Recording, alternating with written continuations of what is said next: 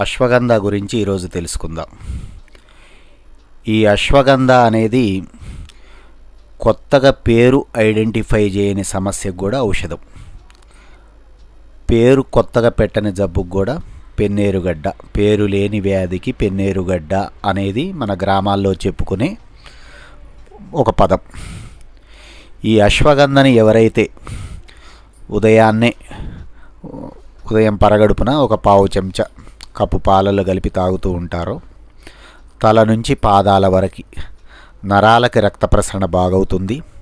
కండరాలు, క్షీణించిన కండరాలు బాగా వృద్ధి చెందుతాయి. రాత్రిపూట నిద్ర తొందరగా రాని వాళ్ళకి మంచిగా నిద్రపడుతుంది. అరికాళ్ళ మంటలు, తిమ్మిర్లు, నీరసం తగ్గుతుంది.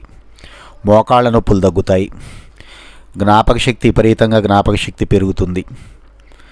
ఈ అశ్వగంధని ఎవరైతే వాడుతూ ఉంటారో వారికి మానసిక వ్యాధులు ఎప్పటికీ రావు. అలాగే అశ్వగంధ